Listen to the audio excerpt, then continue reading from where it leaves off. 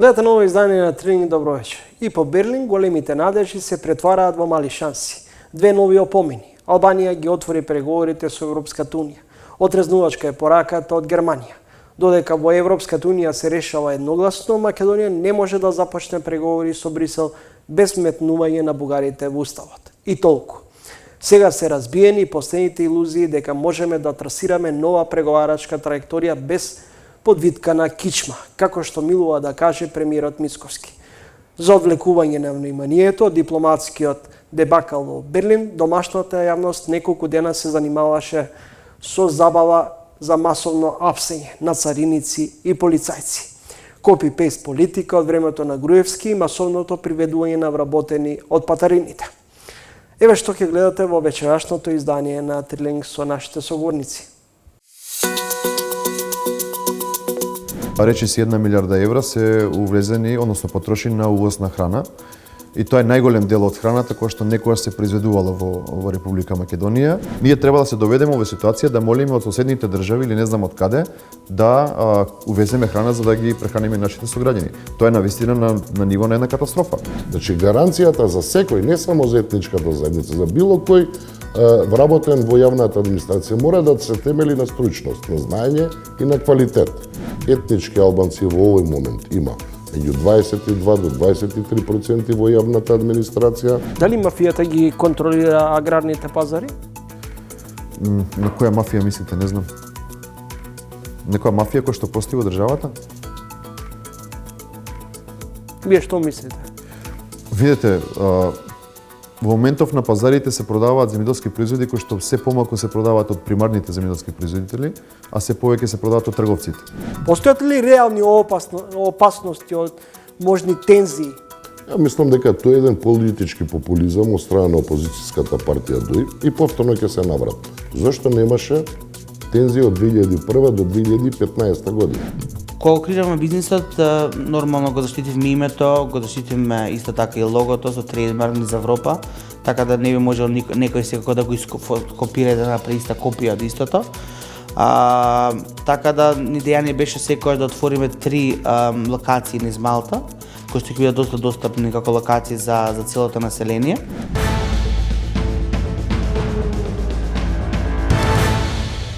Во издание на Тренинг, министрите за јавна администрација Горан Минчев и министерот за земјоделство Цветан Трифуновски одговараат на речиси две актуелни политички прашања. Дали македонскиот пат кон Европската Унија ќе остане зациментиран се додека не се издействува или не се реализира промената на уставот и внесувањето на бугарите во преамбулата. Дали има потреба од испраќање на писмо до бриселските партнери по пораките на германската министерка за надворешни работи.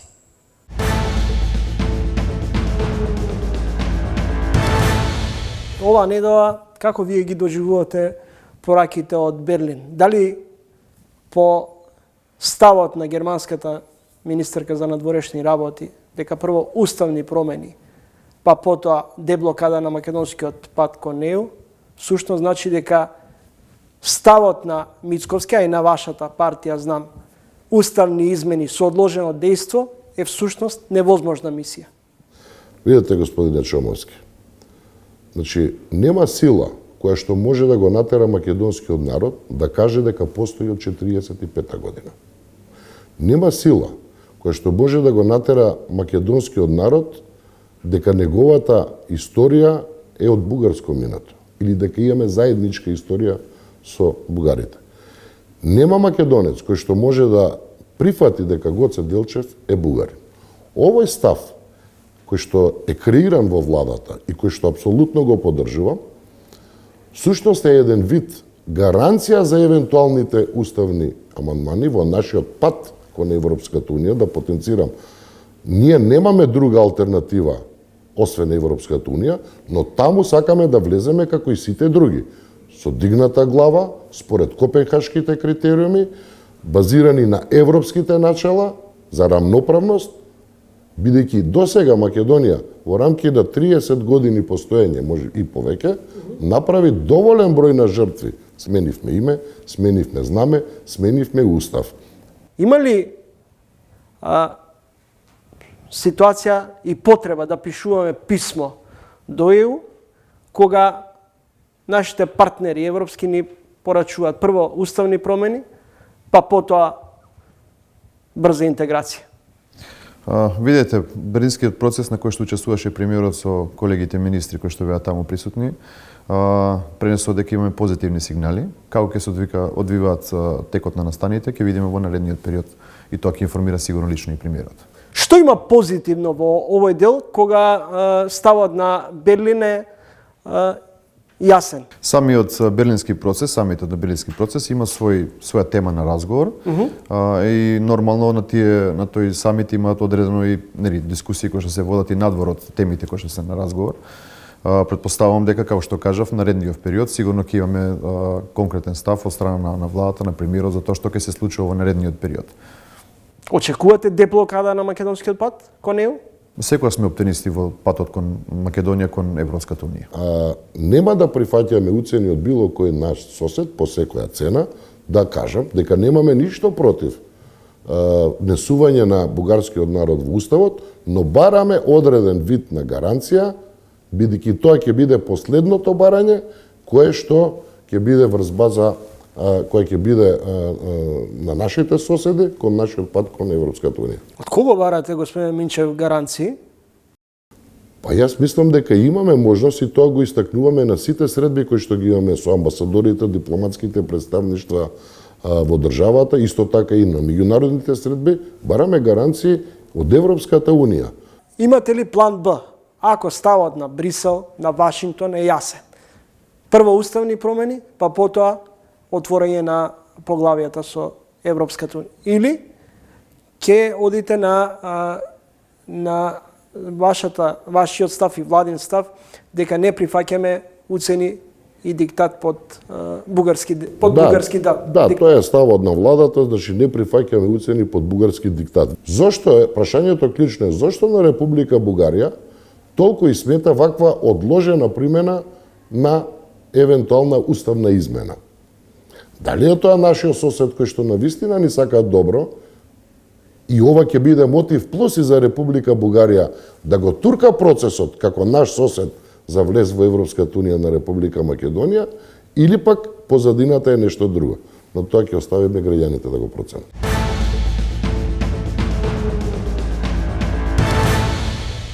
По воениот конфликт и уставните амандмани, етничките права на албанците добија приоритет при составувањето на секоја влада во овие 2 децении во која најчесто партиципираше ДОИ. Во меѓувреме, за вработување по етнички клуч се користеше така наречениот балансер, што Уставниот суд го укина. Се најава нов закон за правична застапеност. Во наредните минути гостин во емисијата Горан Минчев, министар за јавна администрација. Господин Минчев, на стартот, кои се новите законски решенија околу законот за правична застапеност и вработување по етнички клуч? Кога ме прашувате дали подготвуваме закон, можам да кажам дека Министерството за јавна администрација не е во подготовка на нов закон. Најавените закони од страна на нашите коалициони партнери не би ги коментирал, затоа што не можам да коментирам нешто за кое што не ја имам прочитано содржината. Чекайте, внимавај, дали тука станува за паралелизам? Едно вие преферирате и предлагате како законски решенија, а други предлагаат нов закон, односно вашиот коалиционен партнер, коалицијата вреди за нов закон за правична застапеност. Не се дали се тоа одвоени процеси?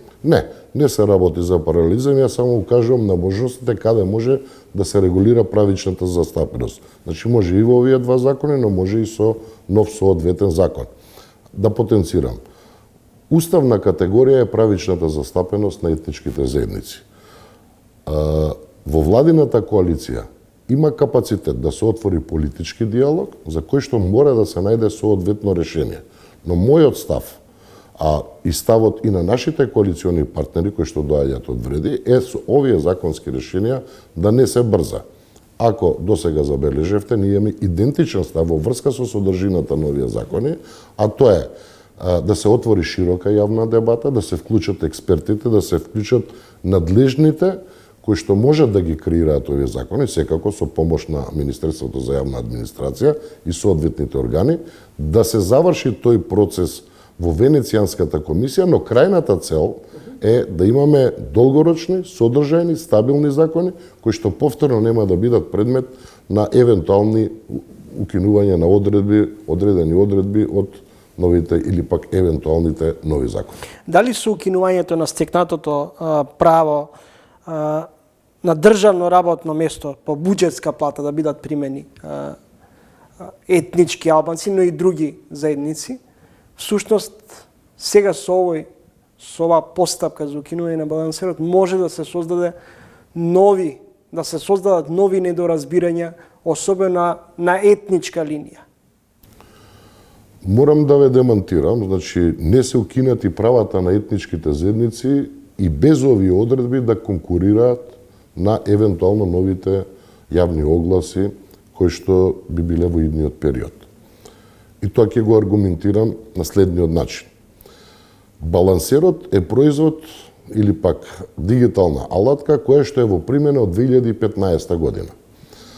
Балансерот беше производ како резултат на Охридскиот рамковен договор. Да, токму така, тоа сакав да го кажам, дека од 2001 година, кој што е правичната застапеност сушност дел од Охридскиот рамковен договор и е уставна категорија, до 2015 година имало етнички вработувања.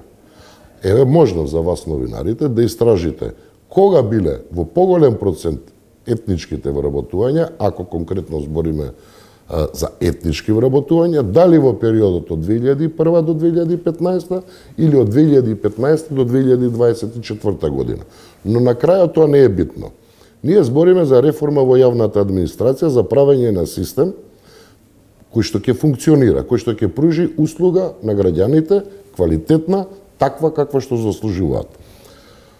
Ако тргнеме од тоа начело и почитување на мерит системот, ние мора да создаваме долгорочна квалитетна јавна администрација.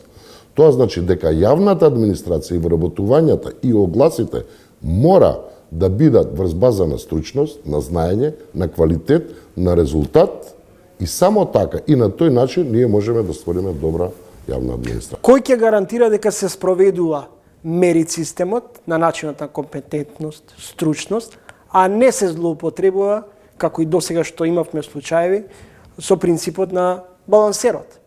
Се менуваше етничката припадност, се менуваше националната. Да, јас повеќе пати досега укажав дека балансерот, кој што веќе како методологија укинат од страна на Уставниот суд, беше предмет на злоупотреба. Значи, ние имавме случаи каде што македонци се пишува албанци, албанци се кажува како македонци или пак припадници на другите етнички заедници како македонци и албанци. Ние како министерство од самиот почеток укажувавме на таа злоупотреба и сметавме дека и мојот личен став и ставот на министерството, но и ставот на поголемиот партнер во владата беше дека тој треба постепено во фази да биде како дигитална алатка укинат.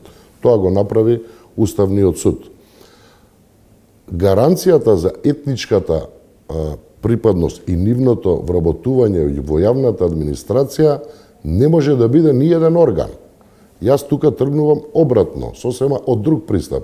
Значи, гаранцијата за секој, не само за етничката заедница, за било кој вработен во јавната администрација, мора да се темели на стручност, на знаење и на квалитет. И тука не треба да има никакви ограничувања кон никој. Можноста да конкурира секој за секое работно место е уставно право. И ние на оваа работа треба во иднина многу да внимаваме. Како вие ги доживувате и како ги коментирате во влада овие најави за можна дестабилизација, за граѓански немири по повлекувањето на решението со балансер? Постојат ли реални опасности од можни тензии? Ја мислам дека тој е еден политички популизам од страна на опозицијската партија ДОИ и повторно ќе се наврат. Зошто немаше тензија од 2001 до 2015 година? Постоеше ли тогаш балансер? Не. Но немавме ни етнички тензии. Видете, ова што го прави ДОИ, јас го велам или пак една драматична пресконференција која што постојано го држи општеството во тензија дека нешто ќе се случи, дека ќе се протестира, дека ќе се наруши безбедноста на државата, го нарекувам со работен наслов Дуи против Дуи. Зошто го велам ова? Затоа што во националната стратегија која што е усвоена од минатата влада од 2002 за реформи во јавната администрација, која што е од 2023 до 2030 година, имаме ситуација каде што министрите, представниците од политичката партија ДУИ во рамки на минатата влада констатирале и се согласиле дека дигиталната алатка балансер се злоупотребува и дека треба да биде укината и дека треба да се пристапи кон ново решение на правичната застапеност на етничките заедници. Сега да се навратам. Кога Арбе Радеми, како тогашен пратеник, држи пресконференција, а позади него стои Крешник Бектеши, кој што беше министер во владата, во минатата влада, тогаш доаѓаме до ситуација дека едниот држи прес против одлуките на другиот. И затоа велам работен наслов Дуи против Дуи. Јас би им порачал во овој момент дека тие се легитимни представници кои што се застапени во парламентот, дека треба да се интегрираат во системот на реформи во јавна администрација, но повеќе внимание да посветат кон себе на реформи во својата партија, затоа што единствената реформа, додека 20 години беа на власт, беше реформа на зголемување на контата на своите приватни сметки и зголемување на стапката на криминалот во државата. Господин Минчев, по пописот, дали сега следува корекција на процентите, каде ќе се зголеми бројката на албанците, каде ќе се намали бројот на македонците или обратно? Ако добро ве разбрав, пописот, процентот на албанците не може да се коригира ако зборите за вработени во јавната администрација. Ги ми дозволите да кажам еден податок, да го изнесам во јавноста, тоа е врз база на извештајот кој што е последен, кој што е во рамки на Министерството за јавна администрација, извештај за припадност на етничките заедници во јавната администрација, со последен пресек од 2023 година декември, каде што точно се наведува дека етнички албанци во овој момент има меѓу 22 до 23% во јавната администрација, и останатите, сега да не ги редам, да не трошам од времето на емисијата, вкупно околу 5 до 7% од останатите етнички заедници, бошњаци, срби, турци, роми, власи, египјани и така натаму, што значи ние имаме еден заокружен концепт ако се држиме до бројките на пописот за присутност на етничките заедници во јавната администрација. Факт е дека подолг период во јавноста се зборува и такви се и оценките на меѓународните партнери дека имаме преобемна администрација. Дали треба да се крати? И неажурна, меѓу другото. Неефикасна администрација, партизирана администрација. Видете, ова што го говорите е факт. Јас досега многу пати јам кажано дека некои сакаат сега да искористат можноста дека нестручната и недобро обучената администрација е производ на етничката на вработувањата од припадници на етничките заедници. Но не е така. Мора да се земе во предвид дека ваквиот состав моментален на јавната администрација е производ на партиски вработувања, на ширење на еден непотизам, на нестручни вработувања, на многу грешки во институциите кои што се надлежни да го тестираат знаењето на ново вработените во јавната администрација.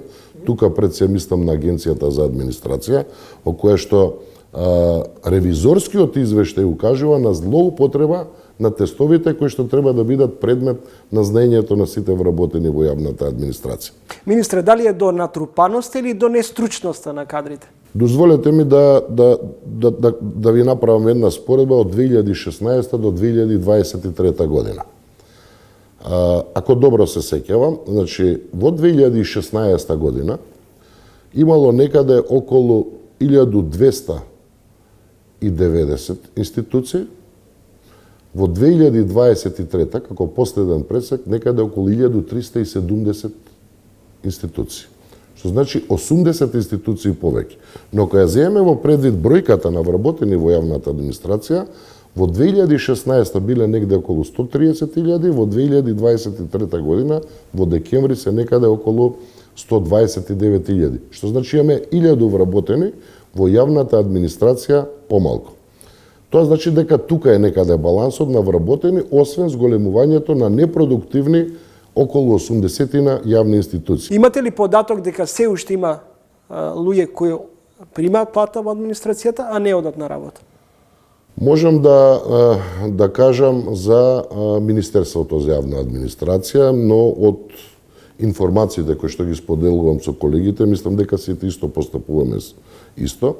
Еве еден податок во Министерството за јавна администрација. Луѓе кои што биле под договор на дело, мислам дека биле некаде околу 46, од кои што 30 доаѓале на работа, а 16 воопшто не знаат кои се. Што значи примале плата, а не доаѓале на работа. Може би ова прашање би било подобро да е насочено кон Министерството за политички систем, но ве уверувам дека интенцијата на оваа влада е да не се случува некој да не доаѓа на работа, а да зима плата. И тоа не е големиот, како да кажам, наратив на оваа влада, туку мора паралелно со овој процес да се одвива и процесот и на преедукација внатре во рамки на институциите, каде што имаме вработени, кои што во моментов доаѓаат на работно место, не ги исполнуваат своите работни задачи, а зимаат плата. И тоа прави дополнителен револт кај оние врз кои што е теретот на обврските во одредена институција. Што значи тие работат, зимаат плата, а овие другиве едноставно зимаат плата и не го даваат својот максимум во рамки на јавната администрација. Следите тренинг гостин во емисијата Горан Минчев, министр за јавна администрација, поранешен функционер на СДСМ, пратеник, близок соработник на Бранко Црвенковски. Бранко е крив, најчесто изговорена фраза во минатото. Дали Црвенковски е виновник, под наводници, за формирањето на партијата Знам и влетувањето на Максим Димитриевски во прегратки на Христијан Мицковски? Прво да ве демантирам, значи ниту Максим Димитриевски, ниту еден член, ниту пак јас, ниту некој дел од политичката партија Движење за Знам за наша Македонија е во прегратките на Христијан Мицковски. Ние имаме собствена автоктона политика која што е базирана на идеолошка матрица која што е изгубена во мојата поранешна партија, тоа е Социјалдемократскиот сојуз, и таа е базирана на два основни столба. А тоа се Илинден јасно, почитување на вредностите од тие два настани и достоинството на македонскиот народ и на македонската држава. Можам во овој момент да ви кажам дека господинот Црвенковски апсолутно нема никакво влијание, ниту пак улога во формирањето на Движењето Знам за наша Македонија, но тоа не значи дека не ја ценам неговата политичка идеологија, затоа што сметам дека Црвенковски е политичар кој што го надминува македонскиот рак и е во европски и светски. Дали политичката идеологија денес на Бранко Црвенковски и неговите размислувања се поблиски до СДСМ или до Знам? Тоа ќе мора да го прашате господинот Црвенковски. Не можам да кажам туѓо мислење. Горан Минчев, министр за јавна администрација, следите тренинг.